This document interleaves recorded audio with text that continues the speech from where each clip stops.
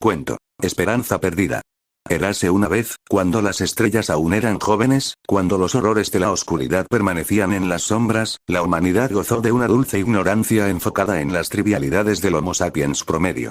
Allí, donde los sistemas solares se mantenían a cientos y miles de años luz, en algún sistema desconocido para los humanos actuales, una civilización trajo la desgracia al universo, comenzando por la Vía Láctea.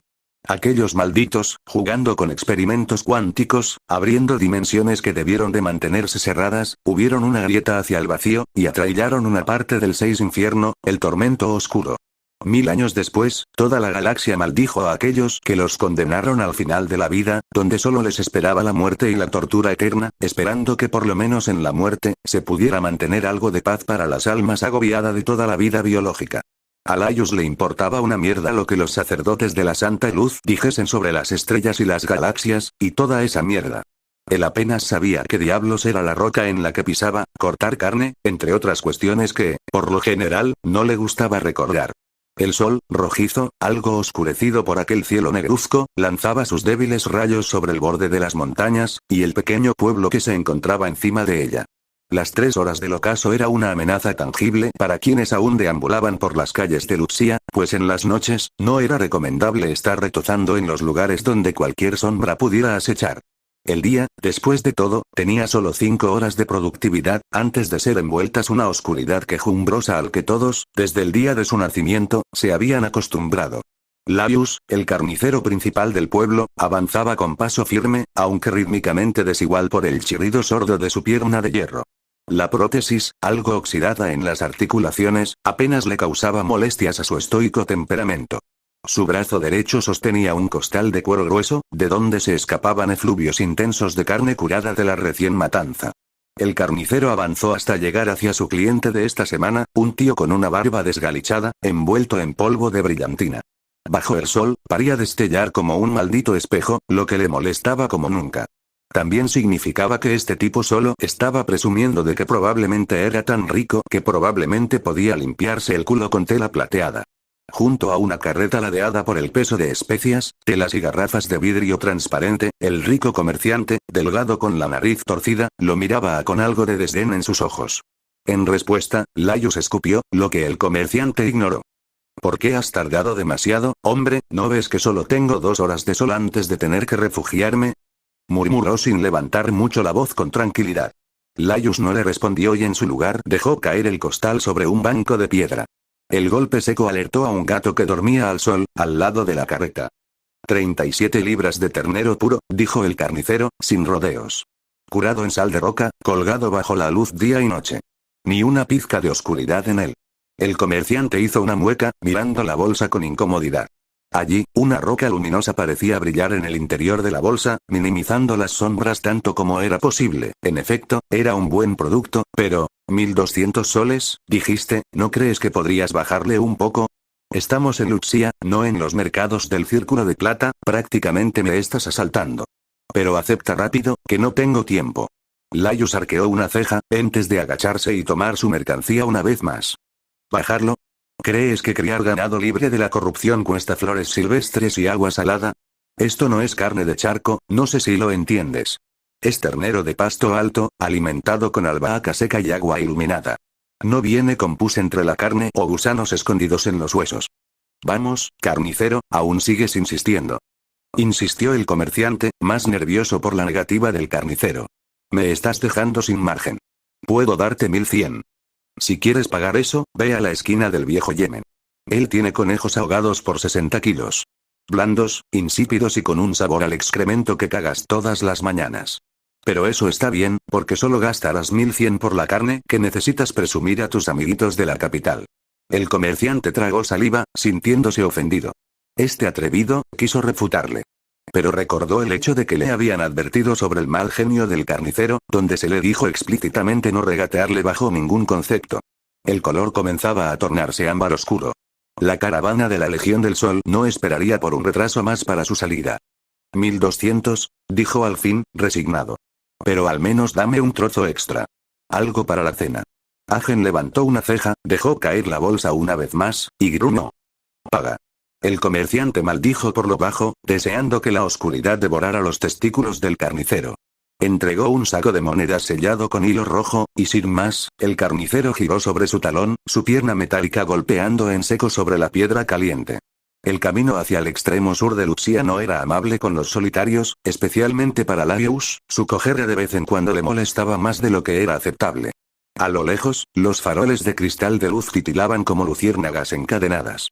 Allí, tras una cerca de hierro pulido y madera encerada, estaba la casa del carnicero. Laius abrió el portón con el rechinar de siempre, pensando en algún momento arreglar ese desagradable sonido. A cada poste, una lámpara de cristal vivo emitía un brillo pálido, dorado y constante, que ahuyentaba a las sombras, portales para aquellos horrores.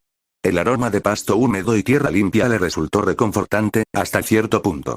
«Ya estoy en casa», murmuró, más para sí que para alguien más. En el pequeño campo, las vacas de espalda roja pastaban tranquilas. A unos metros, arrodillada junto al bebedero de piedra, estaba su hija. Nara, de apenas 13 inviernos oscuros, tenía la mano extendida sobre el agua. Desde su palma abierta fluía una luz dorada y suave que hacía ondular el líquido, purificándolo. La luz era la bendición dada por los antepasados, un arma que les permitió evitar la extinción.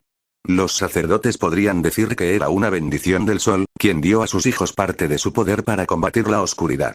Pero Laius sabía que en realidad fue la evolución forzada de los humanos, cuando los antepasados buscaban una solución de almacenar la luz solar para poder utilizarla, protegiéndose de la noche larga, el cual era débil a la luz del sol. En sus días como heraldo del sol, había aprendido mucho de los saberes de los antepasados. Pero dejó de pensar en sus días insoportables, y sin más se llamó a su hija. Nara, llamó, caminando hacia ella con su paso rítmico, casi maquillando su cojera. Termina pronto, niña. No quiero que la medianoche te encuentre despierta. Ella lo miró por sobre el hombro, con el rostro ligeramente iluminado por la luz de su mano derecha. Ella le sonrió, ignorando una mancha de saliva y pasto masticado de los terneros pequeños que la rodeaban. Padre, dijo ella, antes de continuar con lo suyo. Faltan solo 2, agregó con voz tranquila. La grande y la parda. Deja eso para mañana, niña. Tenemos que reponer la luz de la noche, y tienes que ayudarme con eso, ya que tu padre no tiene suficiente espíritu. Dijo él, cruzándose de brazos. Ella maldijo para sí misma. No le gustaba hacer ese tipo de cosas, poner luz a poco tiempo para la noche cero. Era incómodo, desagradable por decirlo menos, escuchar las voces siseando entre la noche, repelido solo por la luz de su padre. Pero no pudo dejar a su padre haciéndolo solo. Ella asintió, volviendo su atención al agua, antes de acariciar la cabeza del animal que tenía enfrente, para luego levantarse de su posición. ¿Vendiste todo?, preguntó mientras su mano dejaba de brillar. 1200, precio completo, sin regateo. Esos ladrones de la capital creen que porque llevo a viseras y sangre soy alguna especie de idiota que no sabe sumar o administrarme. Gruñó Laius. Pero aceptó, a regañadientes, como todos al final. ¿Y trajiste más sal? Laius alzó una pequeña bolsa que colgaba de su cinto. Traje sal, hilo rojo, y una tira de azúcar seca para ti. Los ojos de Nara brillaron, tira de azúcar seca. Había pasado un mes desde que había comido algo dulce, y bueno. Genial, ¿quieres que lo prepares para esta noche? La niña preguntó, pero su padre negó con la cabeza. Será para mañana, niña, cuando el sol vuelva a salir. Bien, como quieras. La felicidad de Nara se desvaneció tan pronto como su padre dijo que el azúcar sería utilizado para mañana. Para ser exactos, probablemente lo usaría en aquellos insípidos remedios que le daba de beber todas las semanas, la medicina que mantenía su espíritu estable y manejable. Aún faltaba poco para la hora cero, pero ambos se pusieron manos a la obra. La oscuridad en estos tiempos era más peligrosa que en los últimos 1000 años atrás, según la iglesia. Ahora se completaba como un ente vivo, voraz, sibilante, que serpenteaba en busca de carne tibia, como las almas de todo ser vivo. Por eso, cuando el sol enrojecido comenzaba su descenso tras las colinas, la gente se refugiaba en sus pueblos faroles, como Luxian. Un pueblo que tenía un sistema de iluminación intensa, que permitía el destierro de la noche para la seguridad de sus ciudadanos. Acompañado de la Legión del Sol, las fuerzas del orden capacitado para patrullar todo el pueblo, enfocando su luz en cualquier avistamiento de oscuridad, por muy pequeña que fuera. Laius y Nara iban a colocar las luces lo antes posible, para ingresar una vez más a su casa. Y a diferencia de cualquier otra persona, Laius era especial, hasta cierto punto. Laius había sido un heraldo del sol. De joven, no había sido carnicero, sino un soldado especializado. Producto de un experimento imperial para transformar la energía solar en una fuerza tangible. Le habían metido un montón de mutágenos y elixires que le había permitido alcanzar la grandiosa hazaña de moldear la luz, volverla sólida. Obviamente, estos experimentos no estuvieron exentos de efectos secundarios, como el hecho de generar un exceso de espíritu en su cuerpo, algo que había pasado a su hija, quien padecía de un exceso de luz. Pero en comparación a sus hermanos caídos, él había salido bien, comparados con ellos. Algunos terminaron quemados vivos desde dentro hacia afuera, otros se transformaron en construcciones de luz viviente, algo podría ser una bendición, de no ser que las construcciones eran frágiles como el cristal, ya que aquellas construcciones eran efectivas para los horrores del abismo, no para luchar contra otras fuerzas físicas. Todo había terminado en una desgracia, teniendo en consecuencia que de los 100, solo existieran 11 con vida. Laius observó a su hija, con el ceño fruncido. Nara llevaba una esfera luminosa en sus manos pequeñas, flotando como un sol en miniatura. Había heredado el don, su maldición, aunque aún no lo dominaba por completo. Caminaba delante de él, hablando mucho y trabajando poco. Fijando con cuidado los cristales de luz a lo largo de la cerca que rodeaba la granja, malgastando la saliva que debería utilizar para hablar algo que no sea sobre las vacas y todo eso. La oscuridad comenzaba a avanzar por el horizonte, extendiéndose como una niebla negra que no emitía sonido, pero que causaba un zumbido sordo el pueblo, quien se había iluminado como tal. «Ponla aquí», dijo Laius, señalando el siguiente poste, a exactamente 10 pasos del anterior. Nara asintió y alzó las manos. La esfera flotó un poco más, deteniéndose en el aire mientras la niña entrecerraba los ojos. Una esfera maltrecha de luz sólida se expandió desde sus palmas, envolviendo la estructura cristalina con la energía solar. «Bien», murmuró Laius, permitiéndole una sonrisa leve. Así siguieron por la cerca entera, hasta formar un círculo perfecto de puntos luminosos, cada uno proyectando una barrera de fotones puros que deshacía cualquier sombra que intentara cruzar. No era la bastión de luz en la capital, pero bastaba para impedir el paso de los espectros menores, los carroñeros de oscuridad que merodeaban buscando brechas. Con la primera línea asegurada, se dirigieron al interior. Había incrustado filamentos solares en las vigas y bajo el suelo, ocultos entre paneles y bajo la pintura. Nara caminaba detrás, sosteniendo una esfera en cada mano, lanzando reflejos anaranjados que bailaban sobre las paredes. Afuera, el silencio se volvía más espeso. La noche había caído del todo. Algunos susurros podían escucharse, si se concentraran en escucharlos. Los gritos de los seres vivos atrapados en el interior del abismo. Finalmente llegaron al faro de cristal. Se alzaba en el centro del campo como un dedo de vidrio tallado a mano, con 12 metros de altura y una base octogonal hecha de piedra blanca. Padre e hija se colocaron frente al faro y unieron las manos. Una corriente de energía comenzó a fluir entre ellos. La base del faro se iluminó con un resplandor dorado, y una espiral de luz ascendió por su cuerpo de cristal.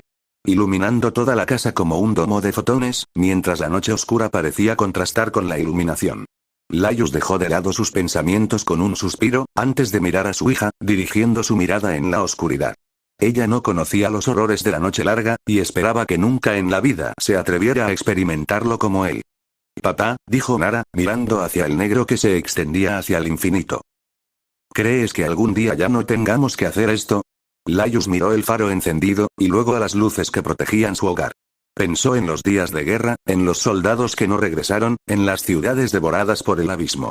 Probablemente jamás se librarían de esta pesadilla. Pero ella no tendría que saber una verdad tan amarga y desagradable. «No lo sé», dijo mirándola con una lastimera sonrisa. «Pero si ese día llega, será porque alguien lo hará posible». Nara bajó la mirada, con una sonrisa pequeña. En sus ojos brillaba la fantasía de ser la mano derecha del sol. Los cuentos que escuchaba de los niños del pueblo también le hacía ilusión, ser parte del glorioso cuerpo del heraldo. Para cuando había llegado la hora cero, ellos habían reforzado la red de luz. Cada punto de la granja debía quedar cubierto por las construcciones de luz, la única esperanza